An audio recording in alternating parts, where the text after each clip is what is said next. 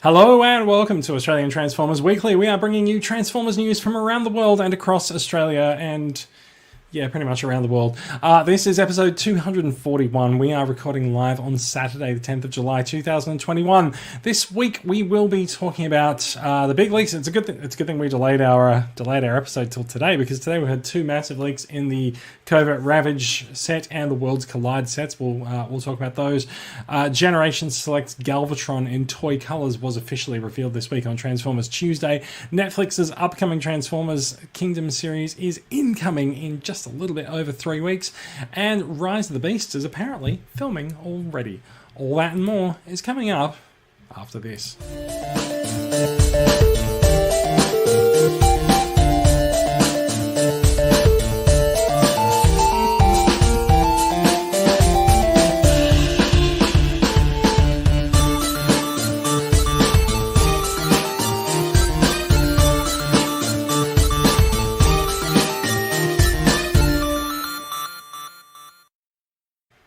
G'day everyone and welcome to the show. We're a little bit down on hosts this week. We think one of our hosts has fallen asleep, but we're not really sure. So we're doing a two-up. I'm Jason. Joining me from right across the country, as far away as he could possibly be from me in Sydney, is Bradley, coming to us from Perth. How are you doing there, Bradley? I'm doing well, thanks. How are you doing? I am. I'm doing all right. I think it's appropriate at this point to bring in the by this guy for in the last week or so. Actually, the last 2 weeks. So Sydney's in lockdown, which has been it's made life interesting for me. But I say interesting. It's been interesting, but it's not been that interesting. I'm okay. I'm okay. Others are less than okay. I don't leave my block a lot, so yeah.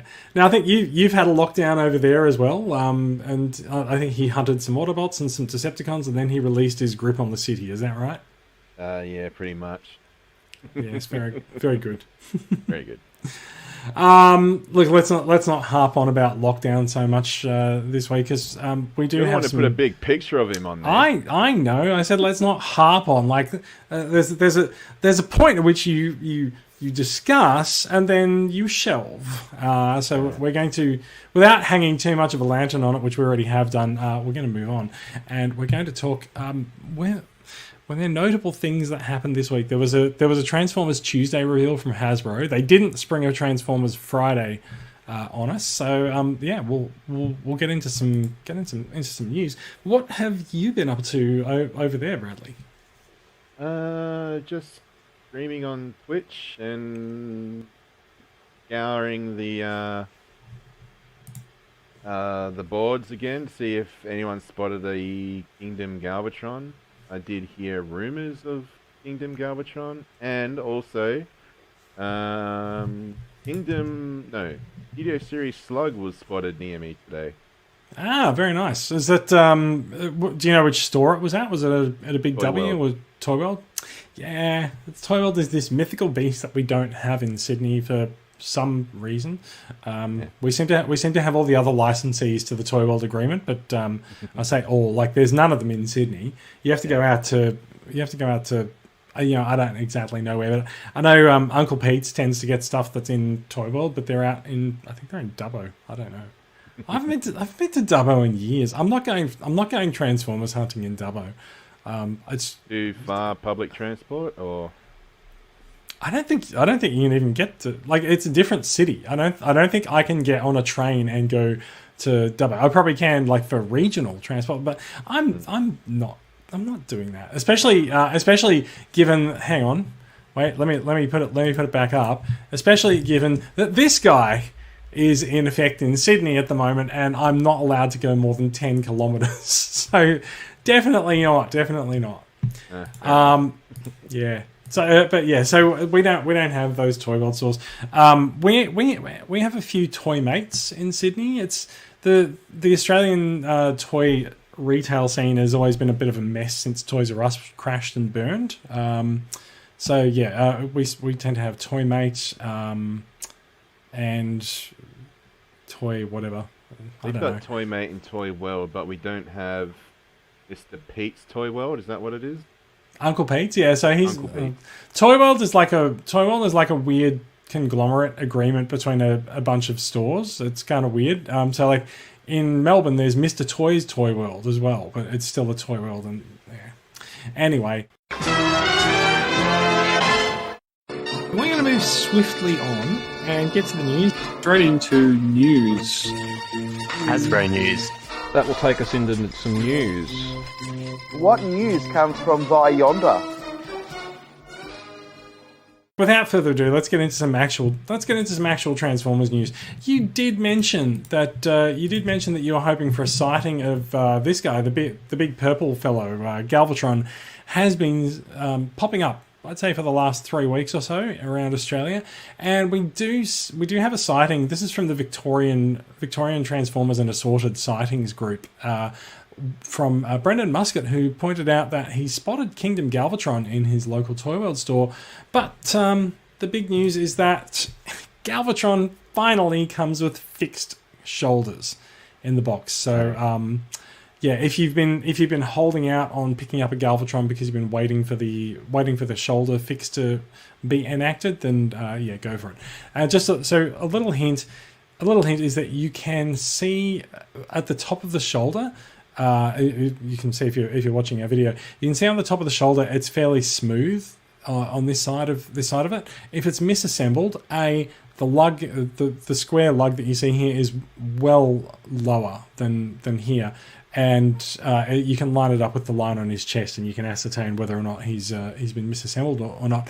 But if you can look at the top of the shoulder in the box, and if you can see if it's rough and there's exposed parts there, then it's misassembled. Unfortunately, I don't believe they can actually get a price match for the Big W toy sale, which has an absolutely stunning price for Kingdom Leaders of $44. So I think if you were to get the Galvatron with correctly assembled shoulders from Toy World, it's probably going to cost you $90, $95. See how I have seen there was a sighting for, because in that bigger picture there was what's the name of the Megatron repaint? T-Rex? Yes, T-Rex, yeah. Yeah, someone did say that they spotted him at a Toy World near me for 109. No, actually no, it wasn't a Toy World, it was Buzz. Oh, okay. You know that place that's associated with EB Games? Zing. That's the Zing one. pop culture. Yeah. So I have been hearing that T-Rex has been finding his way out into other stores for. So our retail price for leaders is thought to be $90. Toy World's sort of been pushing some of them upwards, but they seem to have come back down to $90 at the moment, possibly because they're getting first releases of toys finally. But yeah, they'll be $90, $95 to $100. And I think you said Zing was either $100 or $105 for T-Rex. Is that right? $109. Even it skyrockets even more.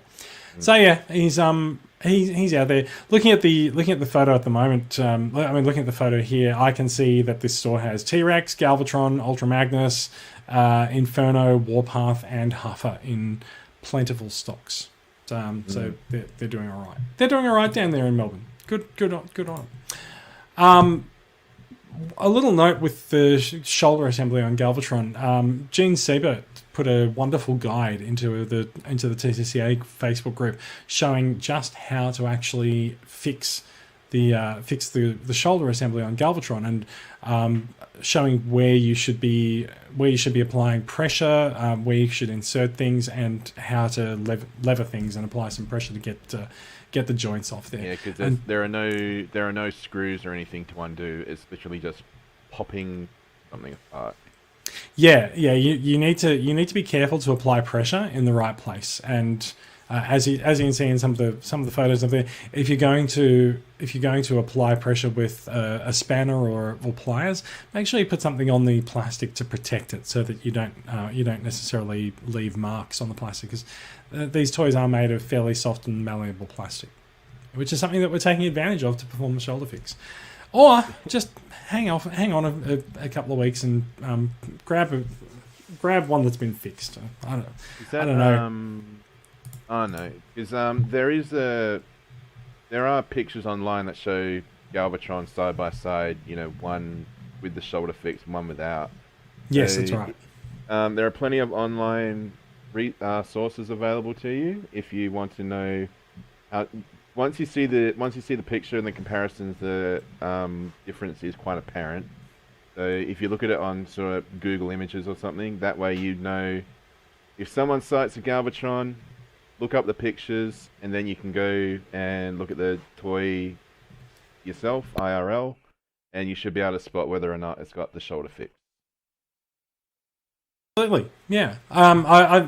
It's a good idea. Look, taking a figure apart to this degree is not really everyone's cup of tea. Like you said, there's no screws or anything. There's a pin that you need to pop out, and then you need to pop the pin back in once you've fixed the shoulder assembly. It's not for the faint of heart. If you've got a Galvatron that has two misassembled shoulders, you might be perfectly happy with it. The arms sit a little bit lower than they should, but if you're not confident taking it apart, it doesn't really affect too much. I don't think it affects. You can make it work. Transformation or Canon display either, does it?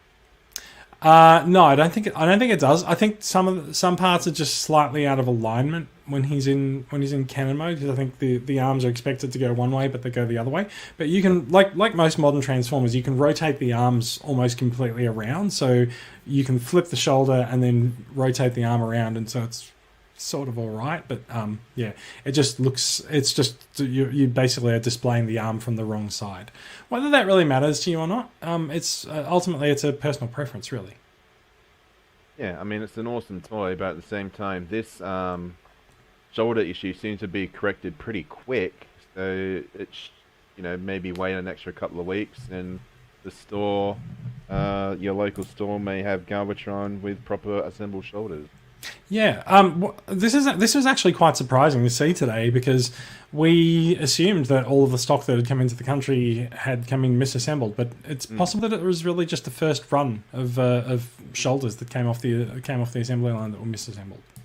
Rob Franklin on YouTube has pointed out it will be interesting to see how many Galvatrons with bad shoulders show up in the aftermarket / eBay sector.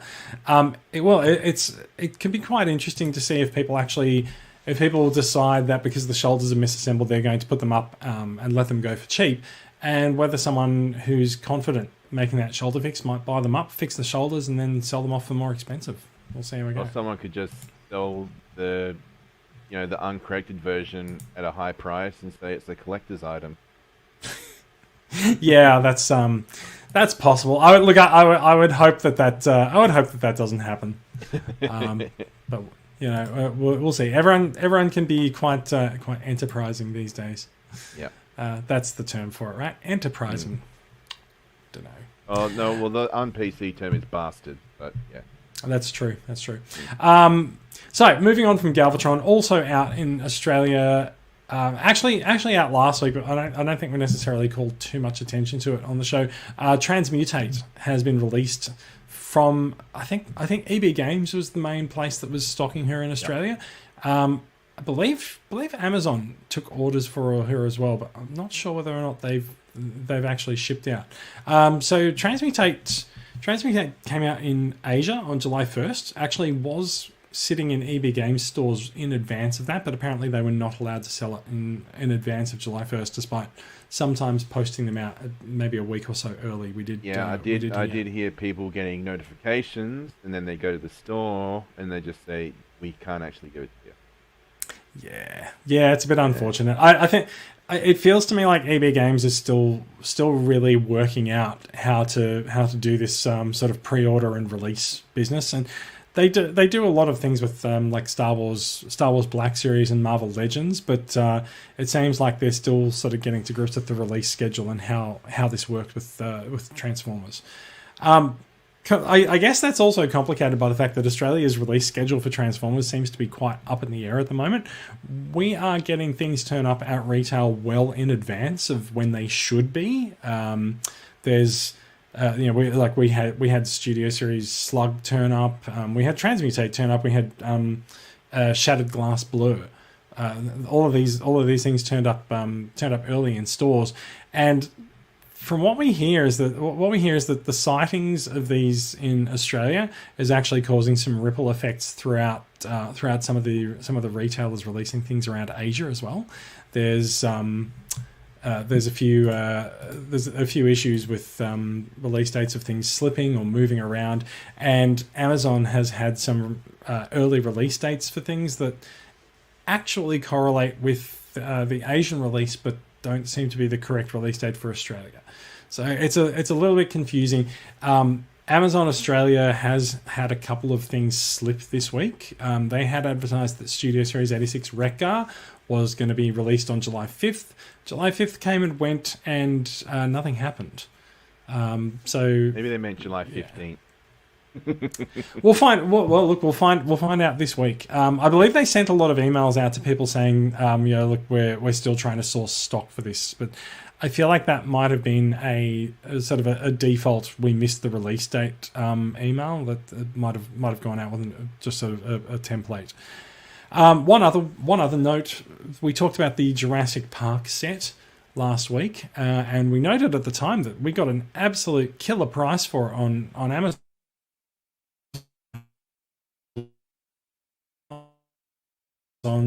Suddenly went up to Jason, about. you just cut out big time then.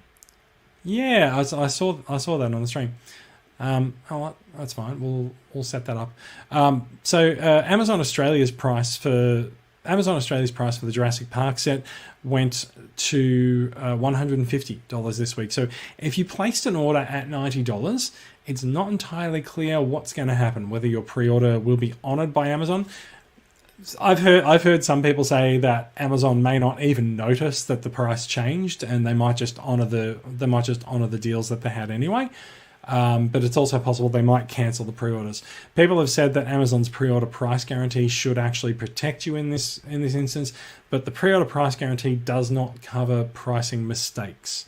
So Amazon is well within its rights to cancel those orders. Keep an eye on your inbox if you did order it at $90, and be aware that you may need to reorder it at $150.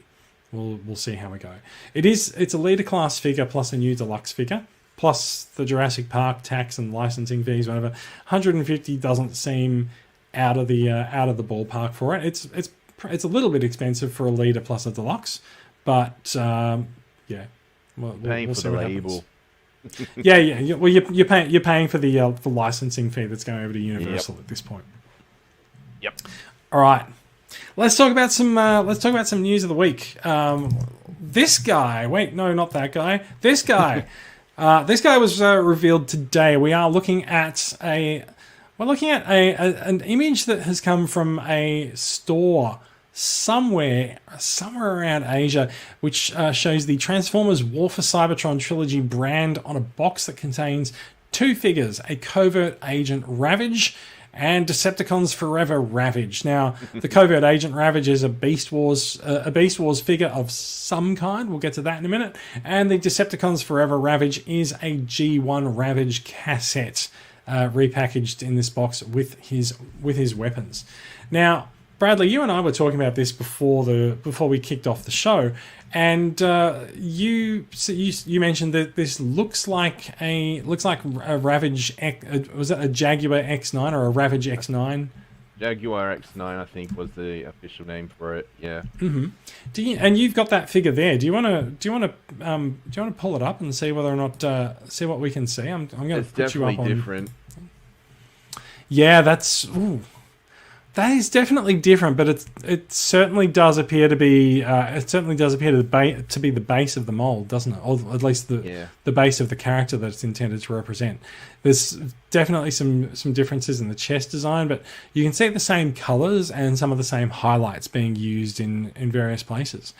Now, tell us a little bit about X9 in Beast Wars. What was his? What's the significance of this set putting these two figures together? Alright, do you want to go back to the... Yeah, there we go. So, this is actually G1 Ravage as he appeared in Beast Wars. He appeared in a couple of episodes as a secret Tripredicus agent that was there to help the Maximals apprehend Beast Wars Megatron for crimes against Cybertron, something like that. Right. So what you're saying is that the Beast figure is actually G1 Ravage. Yes. All right. The character is actually G1 Ravage. He was reformatted after the Autobot Decepticon War, and he also attained true invisibility, as is shown in the cartoon. And yeah, at first he arrests Megatron, Beast Wars Megatron, and then Beast Wars Megatron reveals that all of this was started by a message that he found from G1 Megatron. So that entices Ravage to join with Beast Wars Megatron. And Ravage has this sort of super stealth attack craft.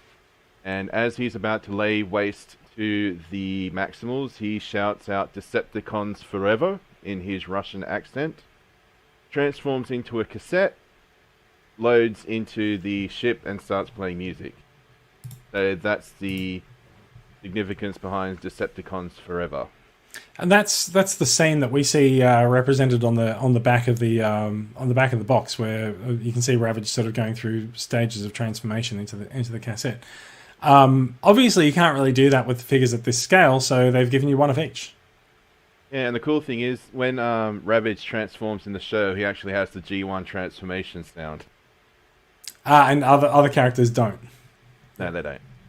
Fair enough too. Now there is one more detailed photo of this set that's come up here. There's been a lot of speculation over what exactly the Beast Ravage mold is. Now we know it's not X9, but it doesn't appear to directly match any existing figure from that era or from any of the exclusive sets that have come out. There is a bit of thought going around that perhaps it's a Kingdom figure that's been retooled to look like it's Beast Wars counterpart. There's some people swear that they're looking at pictures that they're looking at parts that give away that it's actually the Beast Wars, the Kingdom Cheetor, with a massive amount of retooling. Whether or not that's true or not, we're probably going to have to wait and find out. I'm thinking too big for Cheetor, maybe Tigatron, because Tigatron's meant to be a Voyager. So the part of this that gives me pause in thinking that that's a Voyager figure is the size of the cassette. Yeah, I know. Like missed opportunity for a Late Show reference. It's like a tiger. So look at the size of the G1 cassette there. Now those cassettes are not big, right? I don't think this is anything larger than a deluxe figure. We know that's a G1 cassette though. Well, that's a really interesting question as well. Are you saying you think it's possible that that's actually a new mold that looks like the original G1 Ravage but could be larger? I mean, it's possible. But there is, I mean, as you've said, there is nothing to gauge. It doesn't say anything on the box. Look, you definitely could have something there. I don't know. Actually, that even actually makes another point. Is that even a transforming Ravage, the cassette? Because according to the back of the box, like they've given you. In fact, there's no conversion numbers on there. Do either of these guys transform? Perhaps that's another question. It does look like the Beast transforms, but. Don't know. We'll have to wait and see. I do think that does look like a G1 Ravage cassette there. Like, unless it's not actually a G1 Ravage, I think if that's true, then the scale of everything in this photo could be often called into question. The other things that I would go for would be the sort of the Hasbro logo, the Generations logo, and the 8+ decorations around the box. Plus, it does seem to come with the G1 cassette's weapons. Yeah, or they could also be, because in Beast Wars, Ravage does have double hand blasters. Yes, and I think you can see that two of his hand blasters are there in the box as well. Yeah. Okay. It looks awesome. I saw a lot of commotion in the Jason Gateway Facebook chat. I think I might have to jump onto that bandwagon, because this looks Pretty damn tempting. Look, there's been a lot of initial interest in this from members. I think that what we're looking at here, given that it's got War for Cybertron trilogy branding, but it doesn't have Kingdom or Siege or Earthrise on it, I think we're looking at something that's similar to the Pit of Judgment set from last year. Yeah. Now, the Pit of Judgment set was a Hasbro PulseCon exclusive, and we have also seen Hasbro do a Star Wars reveal this week, where they revealed some Star Wars figures that will be coming later this year at PulseCon. So I think we might see this go official in the next couple of weeks, and I think we might see this revealed as a PulseCon exclusive. That's my guess anyway. When I'm not familiar with it. When is the actual PulseCon event? Is that October? Or? I think it's October or September. Yeah. Whether they want to reveal this stuff, far ahead of time, it might be a case that they want to get ahead of leaks, in which case they've already failed because this is a leak. But we'll see. There has been a retail shop. I don't think this one is, but I think if we look at the other photos, I think the other photos were pretty. So this is the same setting as the first image there. I think this is pretty clearly a shop. You can see the sort of the masterpiece figures on the shelves in the background. It's a little bit ambiguous as to where the shop is, and I think they probably like it that way. Although I think if there's a particular Hasbro rep that visits this store and sells them stuff, that table is probably pretty distinctive with its red, blue, and white coloring. So we'll see. This is not the first. SDCC or PulseCon exclusive to leak. I say SDCC or PulseCon because we have heard rumors this year of a G.I. Joe set that is said to be an SDCC exclusive but is already in storerooms across Asia. Now, if that's the case, and this appears to be in someone's shop, this is probably in someone's storeroom as well. So I would say that if it's probably the same conditions as that G.I. Joe leak. So yeah, I think we're either looking at SDCC or PulseCon exclusives. One way or another, I'm looking forward to an official announcement because if we look at the back again, that sort of looks like it does not transform at all because I'm pretty sure. Do I have the box? No. I think the Pit of Judgment showed the guard transforming in, however many steps. So if these guys transformed... So the back of the Pit of Judgment was actually just sort of the sketch of the scene from the movie, which is pretty much what this is showing as well, just sort of a sketch of the scene. Look, this is something that will become eminently clear in the next couple of weeks, I think. But like I said, there's been a lot of interest in this. I'm genuinely surprised in the amount of interest that this has raised, and I think it actually says a lot about Beast Wars' popularity that people have seen this and just gone, hell yes, let me get in on that set. Well, for the last 20 odd years, this has been the closest representation of Beast Wars Ravage. I mean, there was a repaint of Cheetor into Shadow Panther, which people sort of adopted as their toy version of Beast Wars Ravage, but this is sort of the closest we've gotten, and it doesn't really look much like this toy. That we're looking at here. Yeah. Well, so look, I'm sure there will be repercussions and fallout and further leaks of this. So someone obviously has the set in front of them, and sooner or later, the community will get word to that person that they would very much like them to take it out of the box and take some more photos of it, please.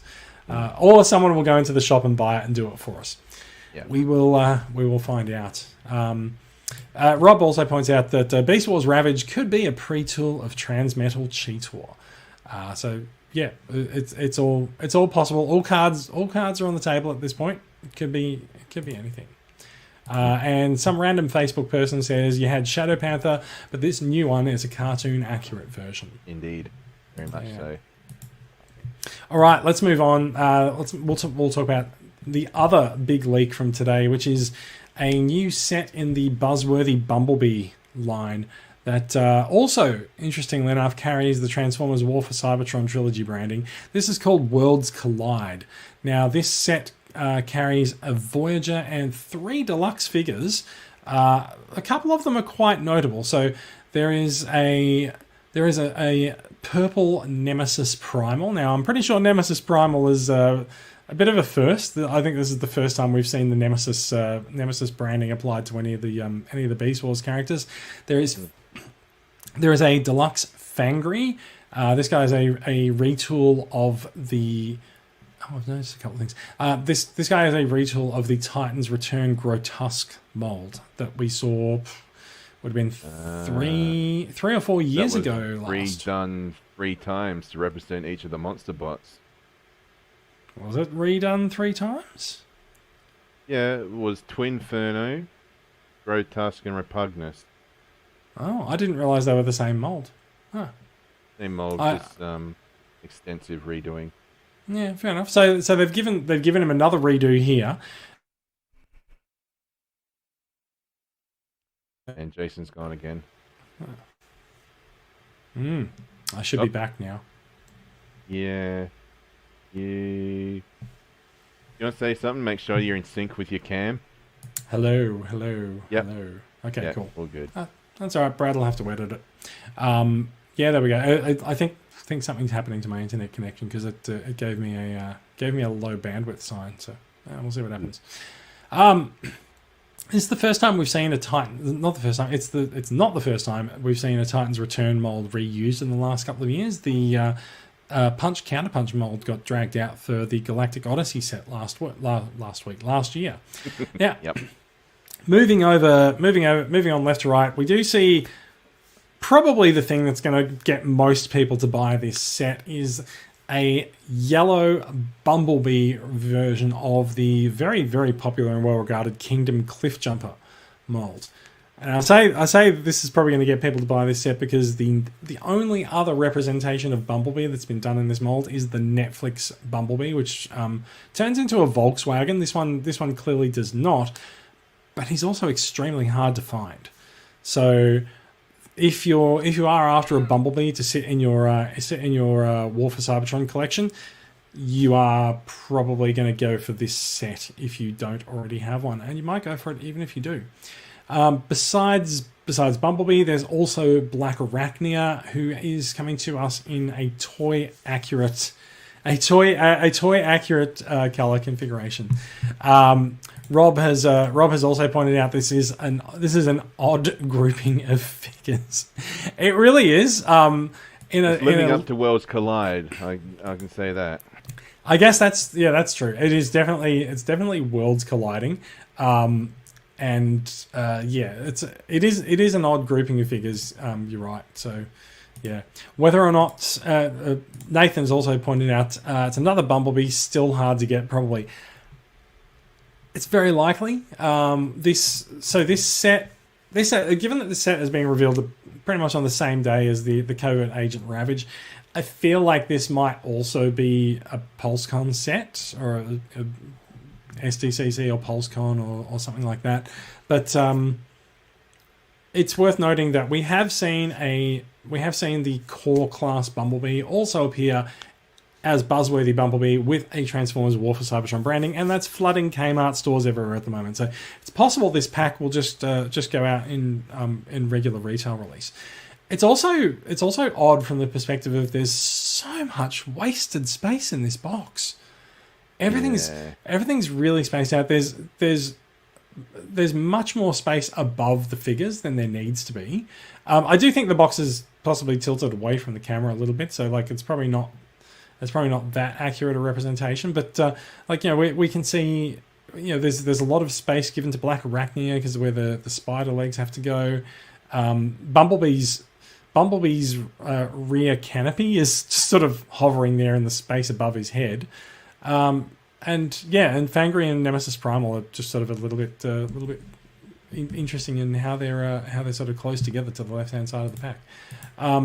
If we take a look at the back, we can get a bit of a look at how Fangry's head has been retooled from Grotesque there, and we can see a bit of a better look at Nemesis Primal as well. Now, it's still not really clear where this set comes from. There's been someone saying that they found this set at retail in the US, so maybe we're not actually looking at a convention exclusive. Maybe we are just looking at something set in retail that's been unannounced. It's weird that people are sort of eyeing off the Bumblebee. I'm more eyeing off the Fangry. Fangry has definitely been a focal point for people for this set, but I think Bumblebee's always fairly popular, and I think people who are frustrated at being unable to get the Netflix Bumblebee might well go for this one. I think it's also interesting that we're really ignoring Nemesis Primal there as well, because it looks like the price on the paint on Nemesis Primal might well be quite fun as well. Yeah, hang on a second. Yeah, that actually does look like Nemesis sort of colouring on this mold, and I like the look of it. It also looks like they've gone for like the toy accurate Primal head, which had the full mouth guard closed, whereas this one is going for show accuracy. Yeah, I see. He's definitely got a bit of a retooled head on him, doesn't he? Yeah. I quite like the way the colours. I quite like the way the colours hang together on the Nemesis version. I mean, like I said, purple and teal and everything. It's always goes nicely together. They're the colours that we know for a Nemesis, and yeah, like you were saying earlier, I've never heard of a Nemesis Primal before. Yeah. Also, we should spare a moment and check on Bumblebee, because he's in the buzzworthy Bumblebee line, but he's been served up in a pack with 3 Decepticons.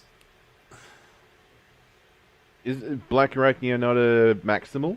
Oh, is she? Every other representation of her has been a Decepticon. Predacon, yeah. Yeah, Predacon. Well, maybe if we go back to the first picture, because that had faction logos. So you can see the faction got the Predacon. logos. Yeah.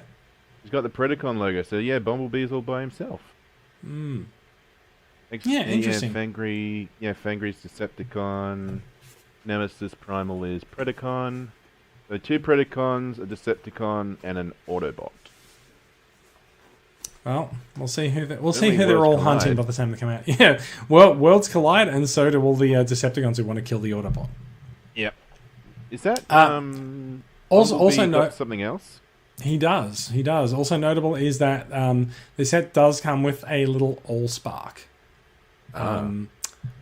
which has a sort of I don't really know what the correct term for it is. It's like a dodecahedra hexagonal. I was going to say it's the old Grundy logo.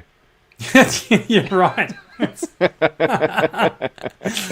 Now there's a deep cut nostalgia reference for everyone watching the podcast who's like under the age of 30. Yeah. It does match up with the representation of the Allspark that we see in the Cyberverse cartoon as well. So if you're a Cyberverse fan, then that probably also elevates this set into something that you want to get. Although it's notable that it's not coming with any. Thank you, Nathan, for saying this is dodecahedron. So yeah. Sorry, Jason, you cut out there. You said this set is not coming with, and then you cut out. Yeah, cool. That seems to be happening every 10-15 minutes. The set does not come with any. Cyberverse figures, so it's kind of funny to come with the Cyberverse representation of the Allspark. And there's the thank you to Nathan Ashby for pointing out it's a dodecahedron. I don't actually know if it is. I don't know what the defining characteristics of a dodecahedron are, and I don't know the Grundy logo. yeah, it comes with the Grundy logo. Officially, it's Grundy. You watch Cyberverse, don't you? I have, yes. So none of these characters are mentioned or referenced? Nah. Nemesis Primal, definitely not in Cyberverse. Black Arachnia might be. I mean, we know that that's definitely a Kingdom logo. Yeah. I mean that's sorry, not a logo. We know that that's definitely a Kingdom figure. It's definitely Titan's Return figure. So there's no Cyberverse branding on the box. It's buzzworthy Bumblebee. So Yeah. Maybe it's just that this is how Hasbro really wants the Allspark to be seen on everything now. Maybe they're sort of just trying to bring in, different demographics for another use of the term worlds collide.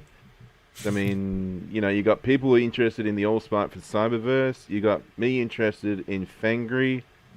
You've got other people interested in Bumblebee. So it sort of sounds like.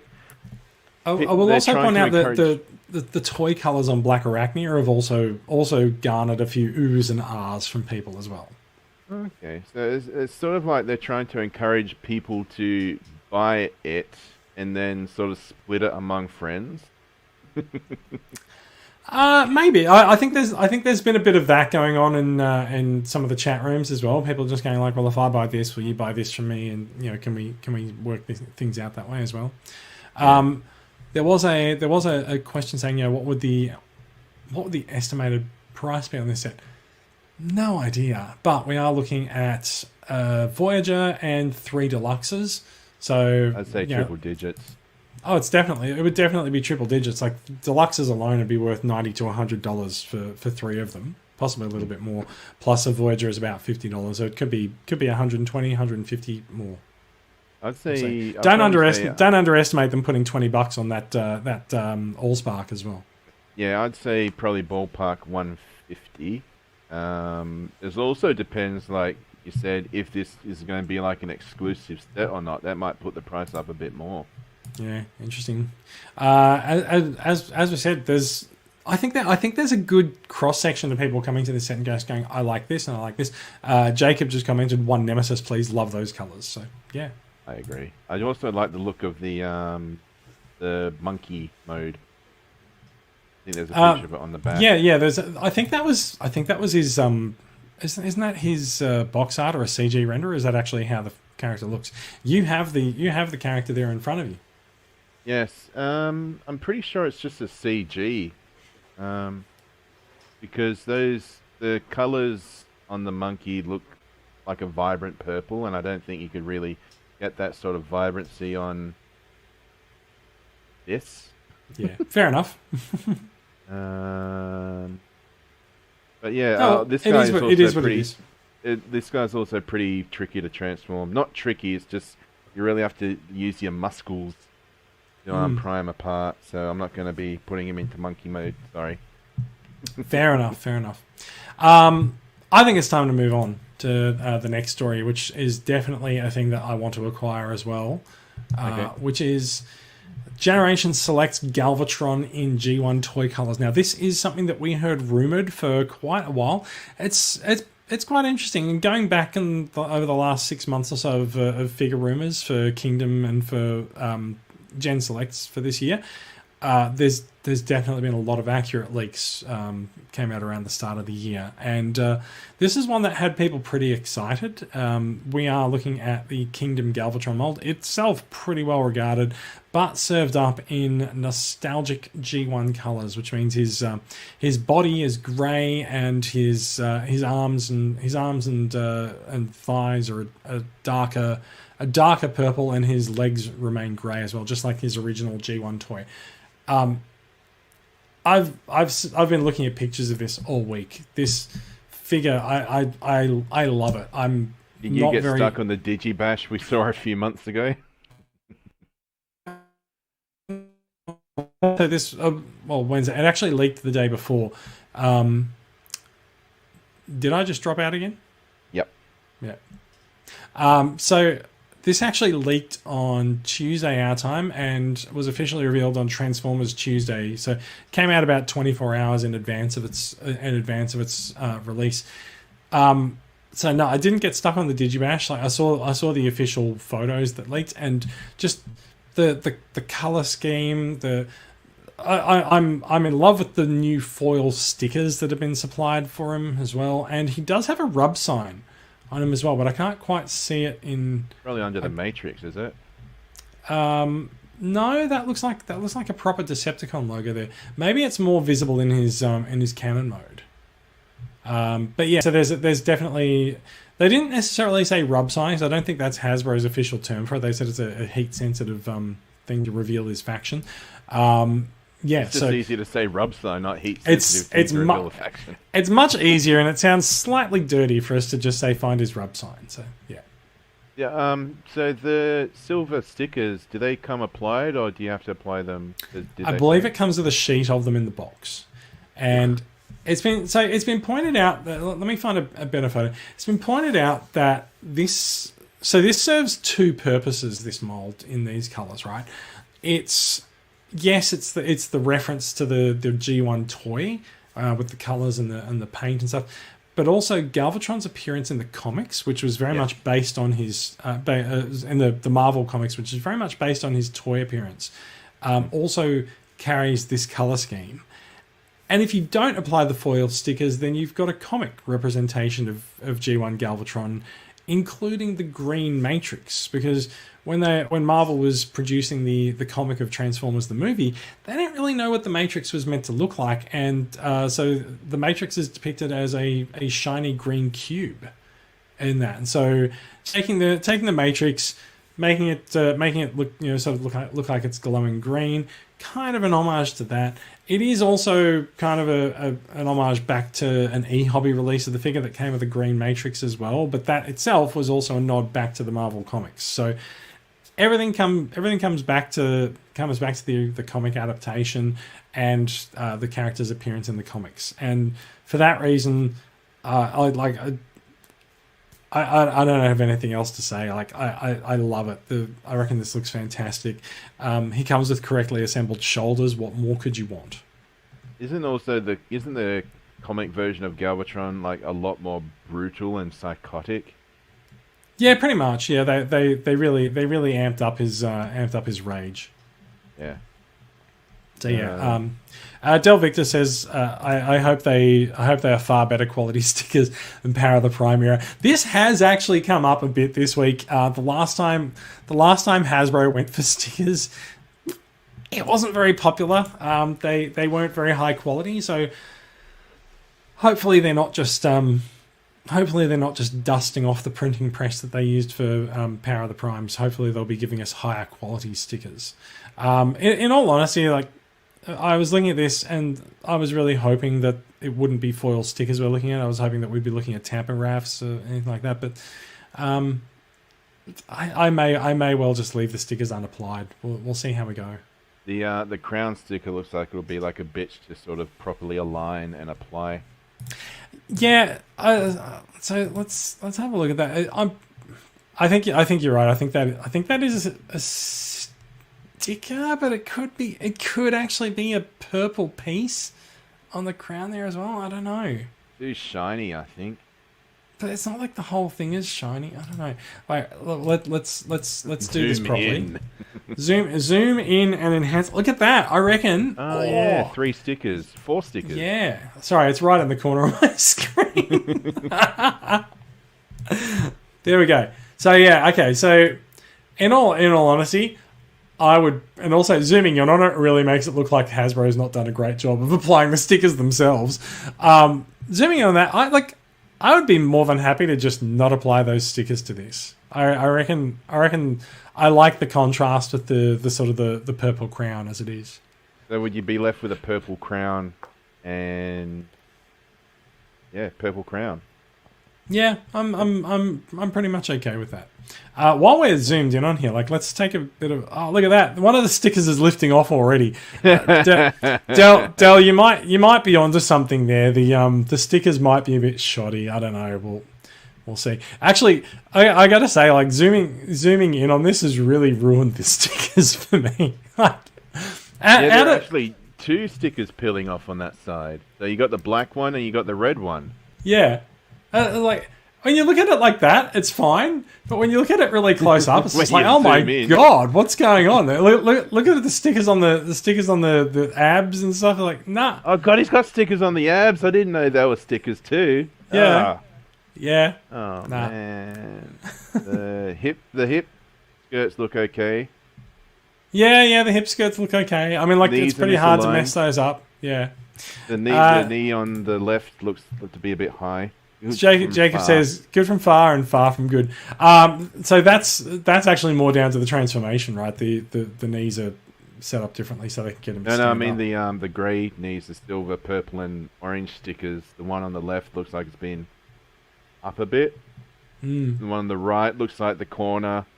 Corner looks like it's peeling off too. Man, Hasbro, what are you doing? I'm gonna have to keep going. I can't. That's the bottom of the photo. What's that black spot? Oh, okay, that's the end of it. Okay. So what's that black spot? Is that a sticker as well, or is that just a...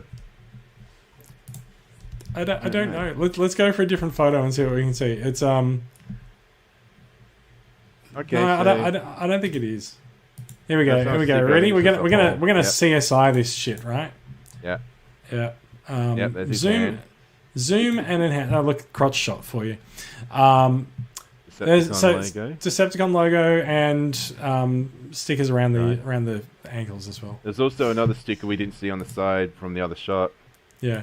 Craig Seymour says some intern's kid had a bad morning putting these on. Have you seen like the magazines that people, professional photographers take photos of the toys for magazines and they don't transform them properly? I think we've got one of those people doing this. Very possibly. Transform things properly. See, look, there's another sticker we didn't see before. Yes, you're right. Yeah. All right.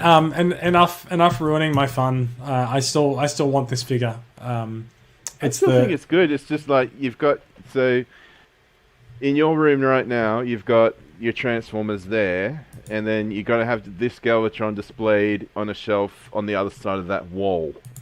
And it would look good because, distance sort of thing. Yeah, that's right. Alrighty, let's move on. There's a couple more stories to look at before we finish up. We have new premium finish figures. Now, the premium finish line is a Takara line that will see 5 months of figures released starting in October. Every month they will release one Studio Series and one War for Cybertron figure with premium paint jobs on there. So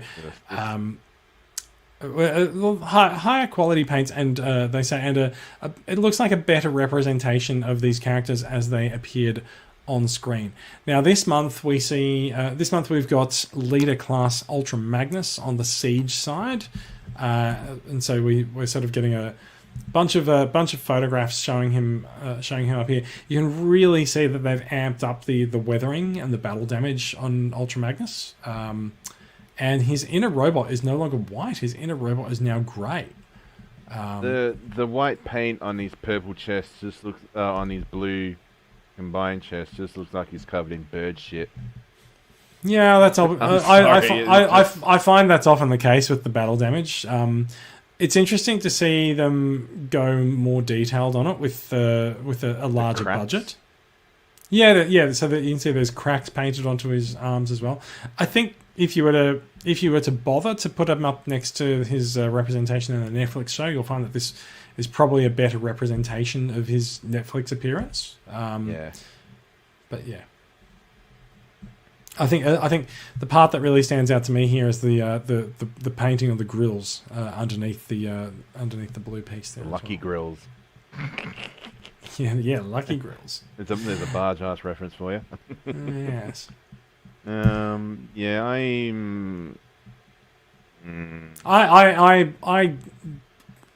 look. It's like the fourth. It's a no from me. It's like the fourth version of Siege Ultra Magnus. It's a no from me. I'm not interested in it at all. There are definitely people who will be. There's definitely people who will be into it. There's been.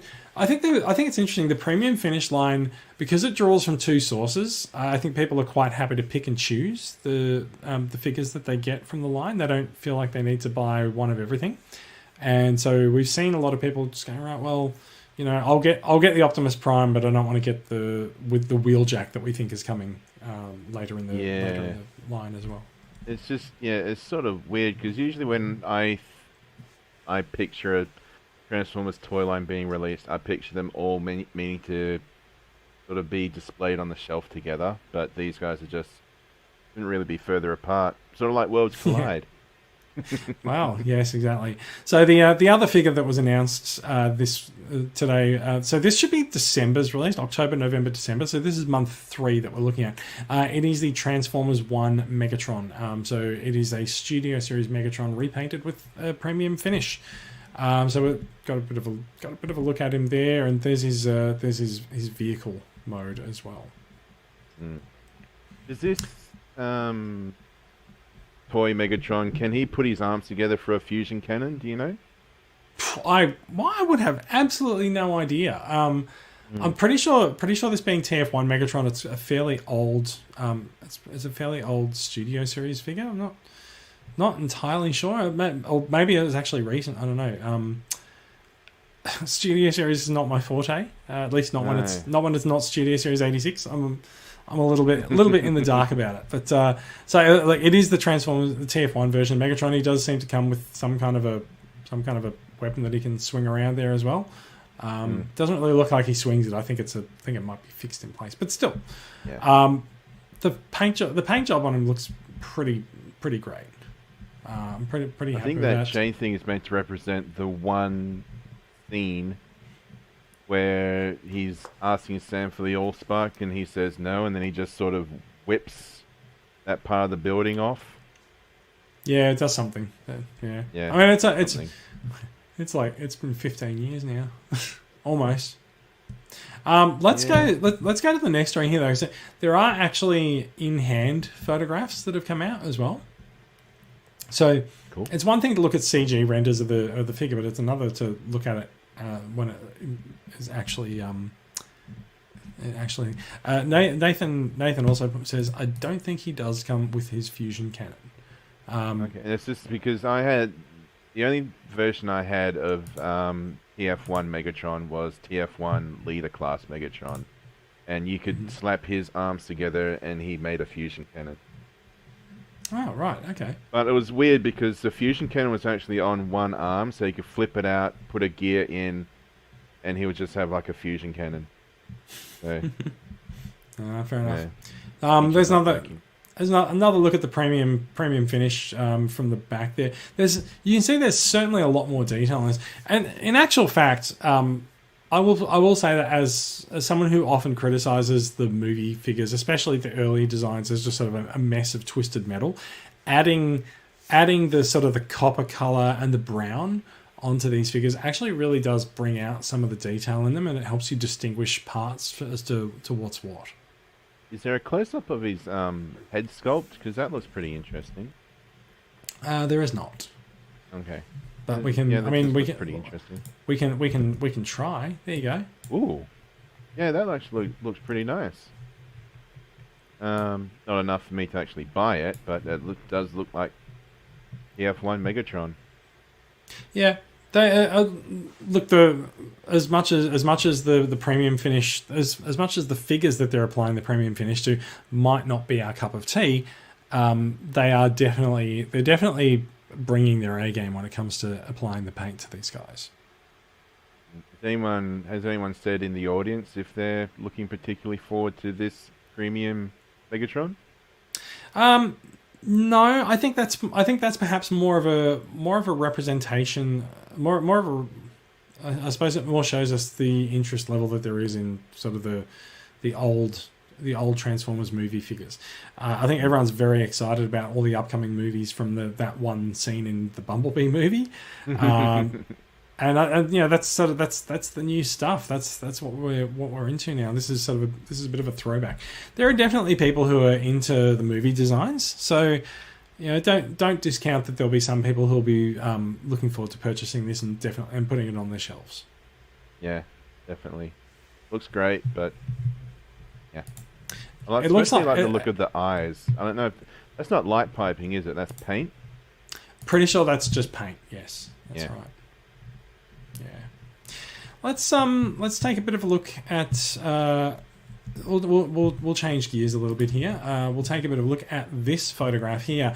This photo shows two Porsches outside a building that is as it turns out, in Montreal, in Quebec, Canada. Now, this is said to be a set photo of a photo taken during shooting for Transformers: Rise of the Beasts. Now, we know from information that's been released in the last couple of weeks that Mirage will be in the movie, and he will be a silver Porsche. And so, so there might be there might well be 2 of those on the set. In fact, there's probably a few of them on the set because they're probably going to trash a few. Yep. I guess the news here is that when Brad put this into the run sheet for us, he did express some surprise that Rise of the Beasts is filming already. I think it's been in production. I think it's been filming some scenes and some pieces for quite some time. We have heard on and off this year that various Transformers things are shooting on sound stages and the like around Canada. So we'll see how it goes. I'm just surprised this is Mirage and not Jazz. Well, so we know that they're trying not to step on the things that they've done before with this movie, and they did this with Bumblebee as well. Like they very specifically didn't say whether Bumblebee was a reboot or anything like that, and so Bumblebee didn't contradict anything that happened before. Like all the stuff that happened in Bumblebee with Prime and Bumblebee arriving on Earth in the 80s, none of it contradicts what happened in the 2007 movie. They could well have left Earth and then gone back to Cybertron and then come back to Earth in 2007. I mean, the sticking point for me with that is that there was no Megatron in Bumblebee. That's right. There was meant to be, and he was meant to be shown as his G1 form, but similarly captured by Sector 7 and on ice, I believe, or under I think it was the Hoover Dam or something. It was. Yeah. So there was meant to be, but I think they thought that was too much of a sort of a retraction on what they've done. So I think the fact that Jazz probably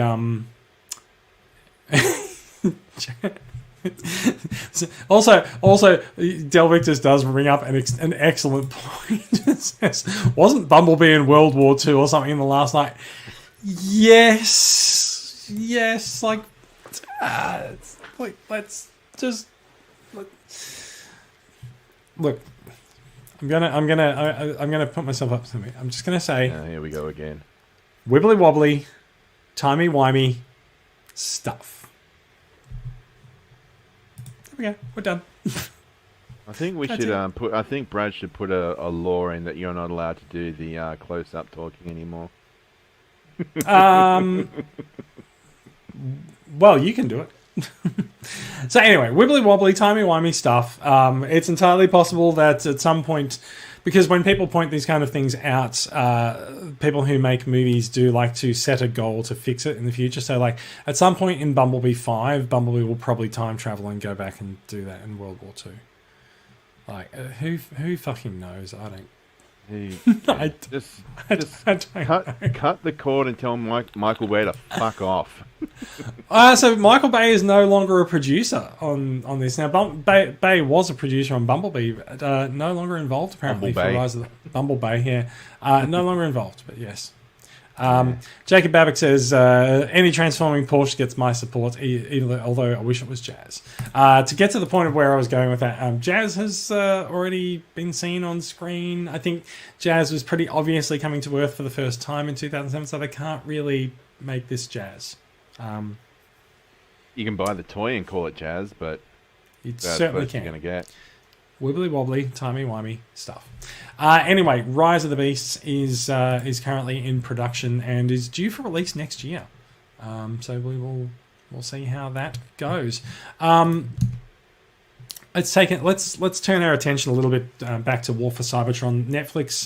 The Netflix War for Cybertron Kingdom is released, I think, July 29th, which I think it's so this has happened twice now. Being a Netflix original, I believe it drops at midnight Pacific time in the US, which makes it the same date, July 29th, but about 6 or 7 p.m. for us, based on whether we're in daylight savings time or not. Yep. We will seek to confirm that with Netflix, and we'll put a post up detailing the launch time for it. I was planning to host some friends over to watch it at my place, but I don't think I'll be legally allowed to do that because of COVID restrictions, because of lockdown here. I may end up watching this by myself, just like I did Earthrise. We'll see how we go. Maybe some of us can have a bit of a Zoom watch party or something. We'll see how we go. So Netflix has released 2 promotional stills for the series. So there's this one, which probably should have pointed out, it's a little bit spoilery because it does show Megatron with the Matrix. However, we've seen this before because this is, in fact, the spoiler box for Megatron. Yep. Does come with the Matrix attached to this sort of belt that goes around him. And I mean, it's not like they've been very careful to use. Well, I mean, obviously they're using the CAD files, but it's not like Megatron's been very careful to sort of attach it properly and orient it properly. So we'll see what happens. But yeah, so there's a few things going on here. One, this is going to make people want that spoiler box Megatron because it's Megatron with the Matrix. That doesn't happen very often. 2, Netflix Soundwave is going to go through a resurgence in popularity because he's right there as well. And 3, oh shit, there's also purple Megatron Beast as well in the same shot, which kind of brings the question of whether or not Beast Megatron is in fact Megatron reformatted or not into question. We had thought that it is a reformatted Megatron, but maybe it's not. And maybe when Megatron gets reformatted, he turns into Galvatron. We'll see.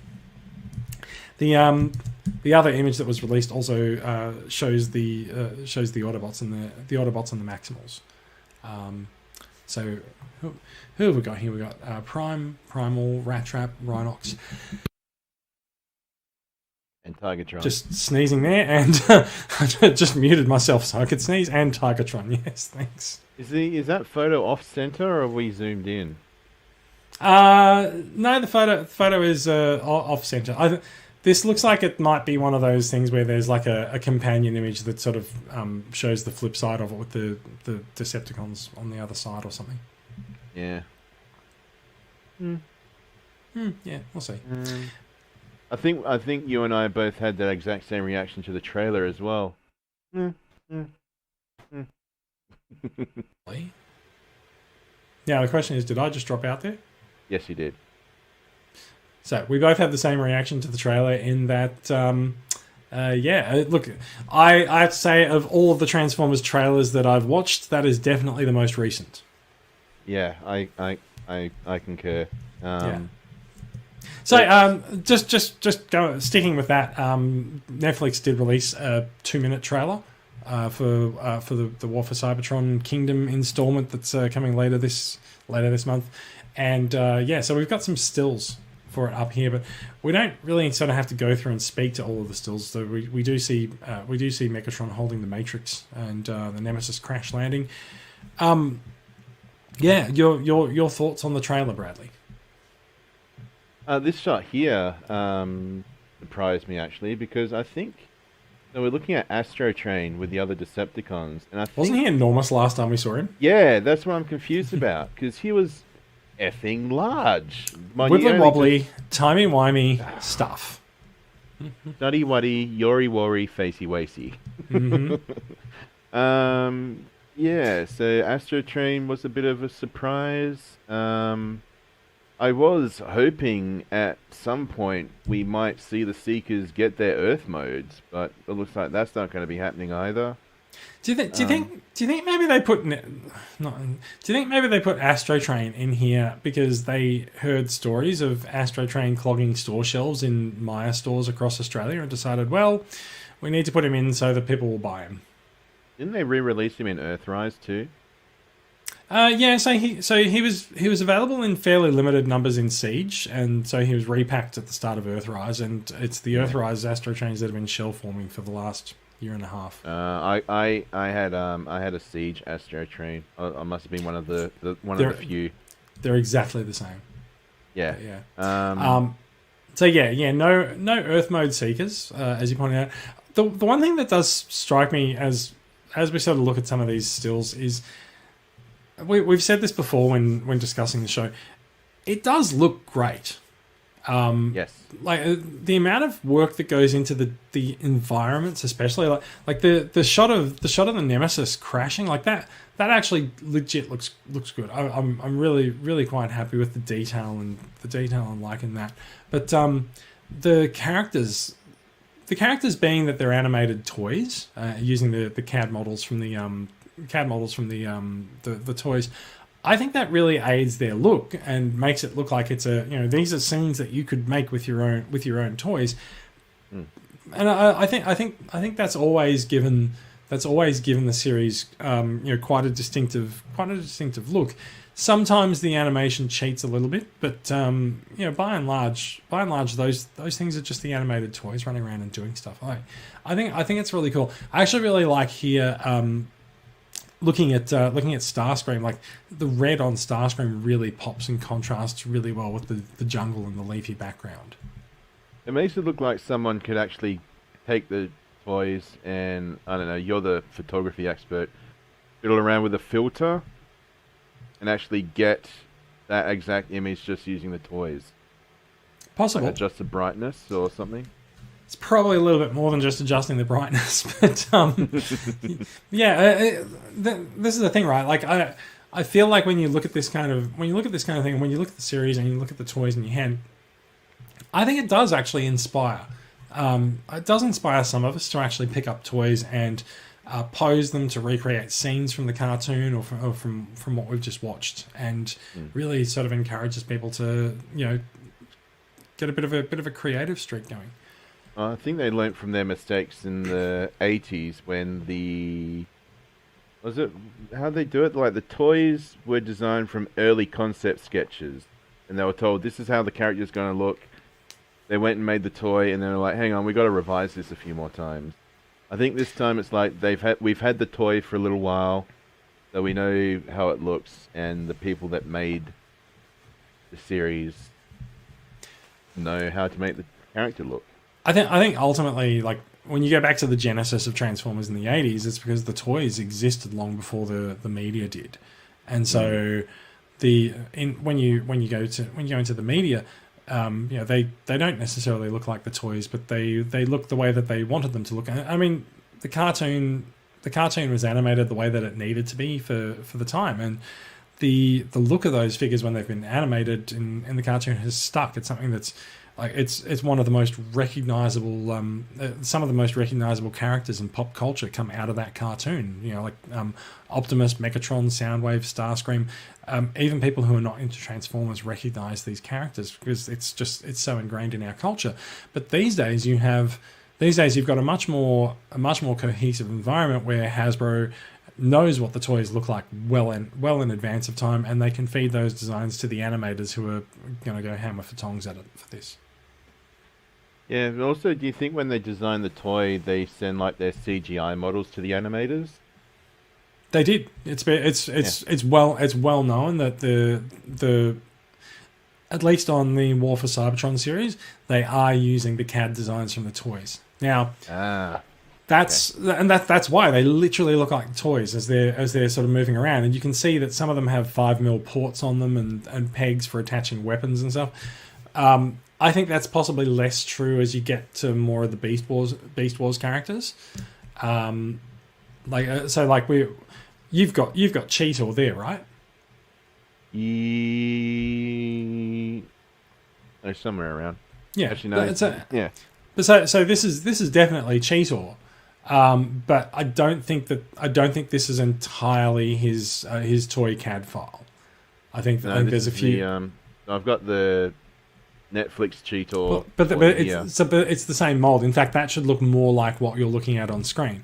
But so you can sort of see where they've taken a few liberties with these designs. And I think the Netflix series, perhaps the on-screen representations of the Kingdom characters and the Beast characters probably doesn't stick to their toy designs quite as much. But you can still see points where it definitely does. Yeah, one big difference is the crest on the animation model is a lot wider. Yeah, I think that's something that they've changed a lot on the figures from the CAD designs already, because they need to animate the faces. They need to animate Megatron's lips. There's probably an entire team of animators for those. But also, like, it's the most expressive part of the characters. So you probably will find, they took the CAD designs for the bodies of them, and then they've probably had some animators design the heads for proper animation. Yeah. Anyway, in fact, there's a great sort of look at toys that we're going to see. So there's Cheetor and there's Tigatron. Now, Tigatron shares a lot with Cheetor, but we know Tigatron's a Voyager and Cheetor is not. So you can sort of see where some parts of this evolve as it goes up. Yep. So, yeah. And some of the characters we're more familiar with, Siege Ratchet, Bumblebee as well. I'm not especially excited for the series. Unfortunately, like Siege and Earthrise have sort of dampened my expectations on it. At this point, it's really just a case of, well, that's going to be how they finish it. Okay. I think it's just because like the G1 cartoon, most every other cartoon has been made to sell toys, but this one seems to just be made to tell a story. Because whether or not that story is coherent, we'll find out. Anyway, look, we're probably getting ahead of ourselves. Yeah, well, I mean, it's just like, like the other series have been a series of 6 episodes with an overarching story, whereas every other animation is a separate story. Yeah.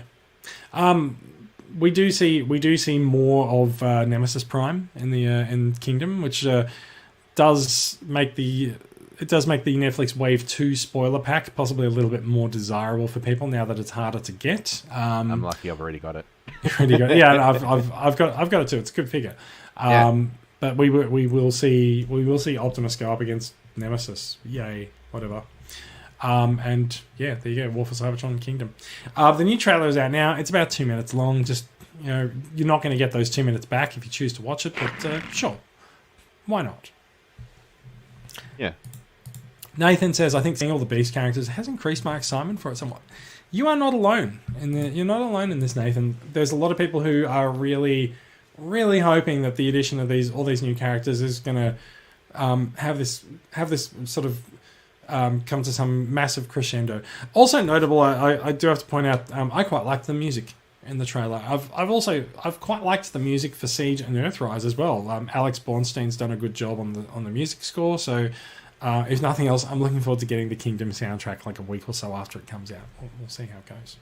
Yeah, it's got me scratching my head a bit because obviously, it's establishing more that it's not G1 and Beast Wars. These are their own characters and own continuity, because it's got like Megatron sort of standing toe to toe, whereas G1 and Beast Wars Megatron very, very different sizes. So, yeah, that's also very true. The size difference appears to have been nixed for this, yeah. But like you said, it's a different interpretation of the material. Exactly. So, yeah. I think that is going to be it for news, because we are a little bit over time. What I'm going to do is I'm going to take that out there and change my screen to that. Now, Bradley, do you have any new acquisitions that you wanted to talk about to wind up the show?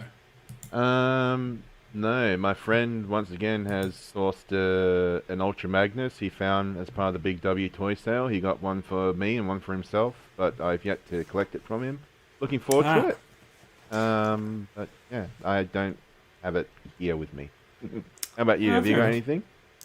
I do. I got a box of stuff delivered this week. Now my room is a little bit dark here at the moment, so I'm just going to try and turn on a light to light things up a little bit more there, so that I can properly show. I don't notice a difference.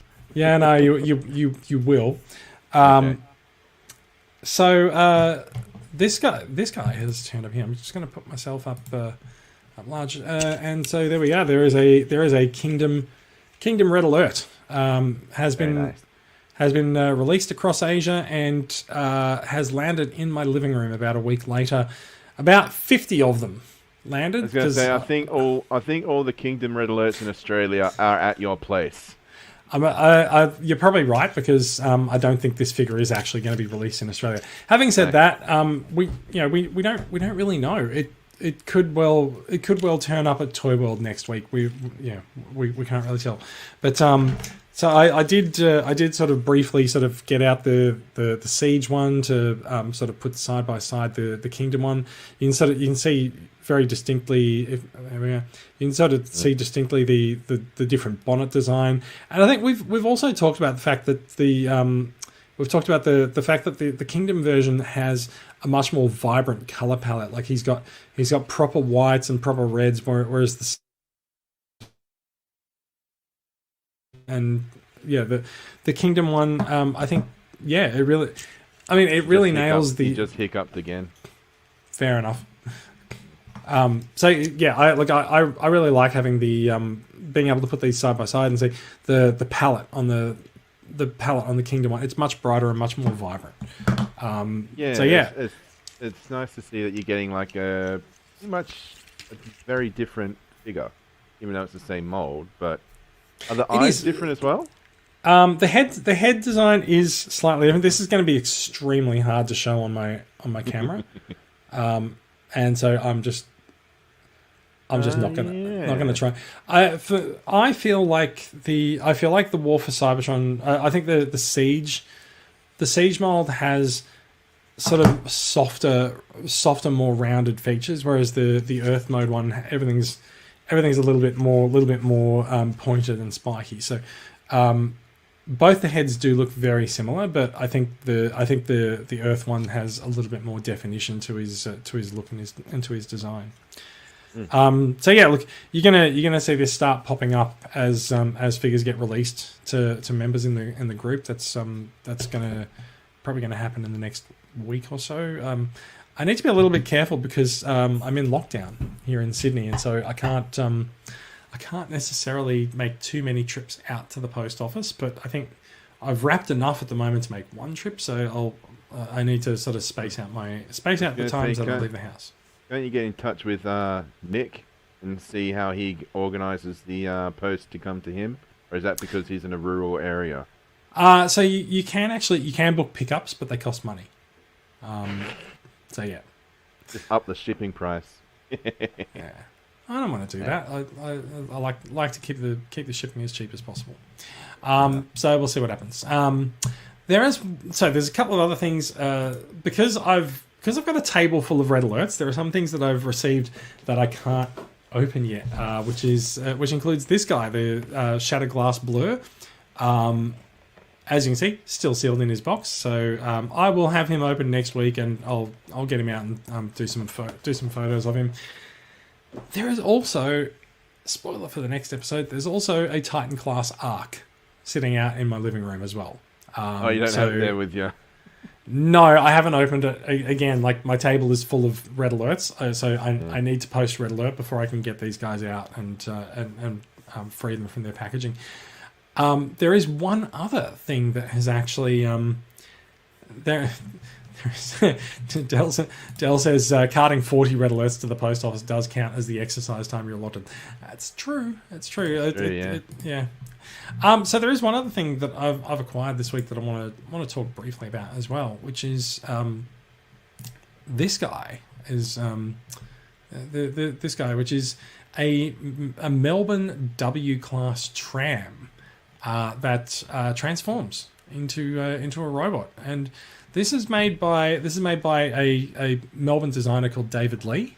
He's advertised it in our group, and a lot of people, as soon as this appeared in our Facebook group, just went, "Oh my god, that's amazing!" I was one of them. So David put his design up for sale on Etsy, and I swooped in there and scooped it up. So this has also arrived, and I'm also yet to open it, but I will be getting this out and paying a lot of attention to its details and its transformation. I really would like to take a lot of photos of this guy.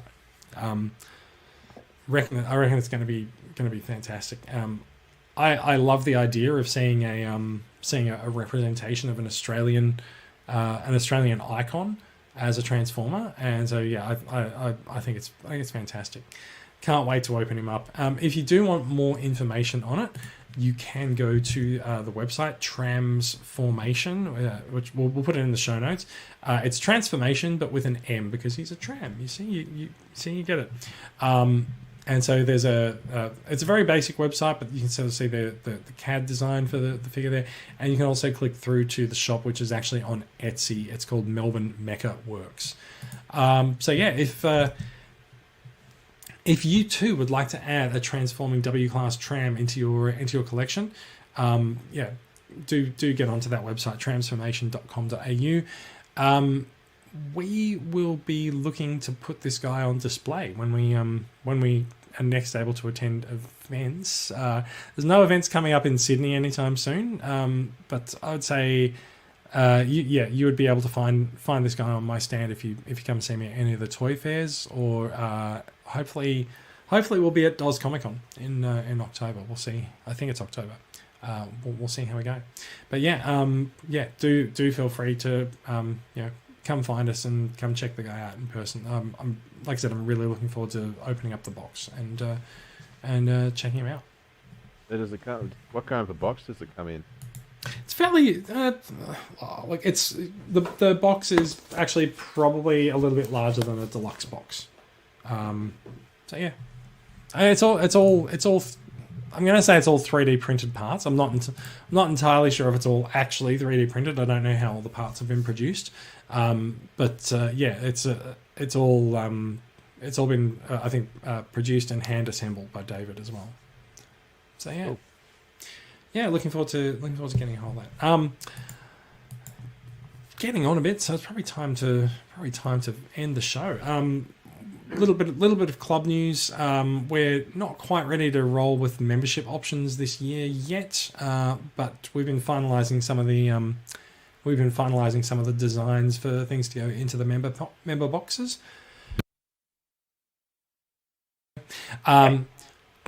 Yeah, we've been finalising some of the items going into the member pack. We hope everyone's going to be happy with it this year, and we'll have some details to announce for that in the next few days. Otherwise, everything's just sort of ticking along in a bit of a holding pattern until then. But I'd say in the next week or so we'll be sending out renewal notices to members. So yeah. I think that's about it. Did we forget anything? Do we have anything else we need to talk about? No. All right. All good then. Thank you for listening, everyone. If you've been watching along with the live record, and a good deal of you have been, so thank you very much. Thanks for checking it out. You'll find out more about these stories and links to them all in the show notes. You can find us all on Transformers Collectors Club Australia on Facebook. Australian Transformers Weekly is the Facebook home for the podcast, and the podcast also lives at transformersweekly.podbean.com. This is a production of Transformers Collectors Club Australia. We're a registered club in Victoria run by volunteers donating their time, effort, energy and money, and Saturday nights, while we're in lockdown at least, to make life better for everyone. We want to connect Transformers fans around the country and engage the collecting community to do so. You can find out more information about the benefits of TCCA membership in the next couple of weeks, and you can find out more about us at the website transformerscca.com. You can find me on Twitter at JM77, and you can find Brad. That's a good time for your internet to have a hiccup. Did it have a hiccup? Yeah, you said you can find Brad. Oh, well, there we go. There you go. See, I've got it on screen. You can find Bradley on Twitch at Groovy Guy Gaming, twitch.tv/Groovy Guy Gaming. And as we found out last week during the record of the show, you can also check out Brad, our other Bradley. He's also hosting the Budget Adventure Show on YouTube. So I'll have links to that in the show notes as well. Bradley, did you want to talk about Groovy Guy Gaming? How's it going? It's going pretty good. So for those of you that were watching along with the live recording, it did get pushed back once or twice by about 5 or 10 minutes because about the time I was thinking of wrapping up early today, I got, I think, a 229 person raid. And so I thought I'd best stick around for a while to show my support and gratitude for this huge support for my channel.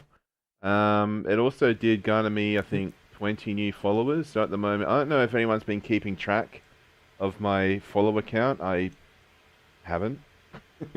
So I haven't seen like how much I've been sort of jumping. But at the moment, I'm currently on 1,368. So according to the Twitch... As long as the number keeps going up, it's good, right? Yeah, well, I mean, according to Twitch, they're very generous with their rounding, so I'm currently on 1.4k followers. Excellent. All right, that is it for us. Please do check out Bradley's streams. You're streaming every day, aren't you? Yes. Yeah. Stream every day. Please do check out Bradley's streams on Twitch. Yep. And actually, I've had a couple of people. I had one person show up a couple of weeks ago. They followed my channel, said, "Hey, that's Unicron. He's really awesome." Then he gave me a subscription. Oh, that's good. Yeah, I was like, you just need to move Unicron more into frame. In fact, maybe just point the camera at Unicron and get him to do some work. I mean, he cost you enough. Yeah. It's about time he starts earning some of that money back, right? Yeah, pretty much. All right, that is it. That is it for the show. Thank you, everyone. Thanks for watching, and we'll be back with more next week, including hopefully some thoughts on the Ark and some more up close looks at the project transformation. We'll see how we go. Thanks, everyone, and thanks for watching. Talk to you later. Bye.